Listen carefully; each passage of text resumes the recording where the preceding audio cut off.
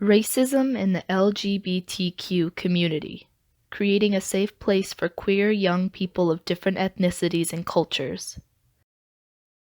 The LGBTQ community, along with organizations and schools that offer support for queer youth, have a whitewashed image. The goals of the community are based on a white agenda.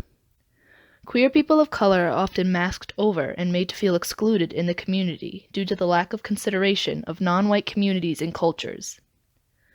This and the fact that white privilege sets up a system of leadership being majority white leaves queer youths of color feeling unwelcome and unaccounted for in a community fighting for equality. This white agenda represents the fact that the only evil is homophobia. Since this is the message of many organizations, like ones in schools, other forms of oppression are forgotten. By ignoring these other issues of oppression, a queer support organization and the community in general is asking for queer people of color to enter a community and add on to the oppression already faced. This approach is not inviting or inclusive of those already oppressed.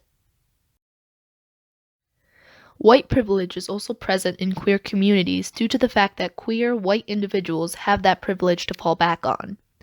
Even if homophobia is present, white individuals don't have the discrimination that people of color have to face in every aspect of society. GSAs and other queer youth support groups in schools fail to recognize the racism involved in their schools and group and only focus on the homophobia, which is deterring to queer youths of color since they will continue to face discrimination, regardless of the awareness and support that the GSA offers. The result of these school groups being majority white means there is a lack of understanding and lack of inclusion of other cultures and religions when the approach of acceptance and expression is on the table. The Western approach of expressing homosexuality and sexual identity may result in different consequences that these groups are not prepared to deal with. Having representation of queer people of color can allow a support system that aids those from similar areas and family lives. School funding also plays a role in the lack of options for queer youths of color in society. Urban schools that do not have the same funding as private schools or white majority schools are unable to offer urban communities that support. The lack of exposure of queer acceptance in urban communities and schools has set up a system of non-acceptance of queer people of color. Homosexuality is mainly viewed as a white person thing and is not accepted in urban communities as much as a suburban area.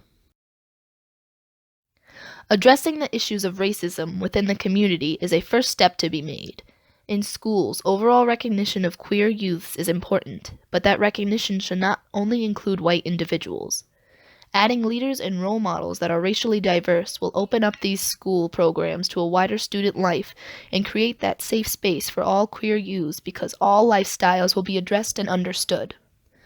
Also, creating programs and systems in schools and communities that have been unable to obtain such organizations can help introduce an accepting way of life that relates to people of these communities.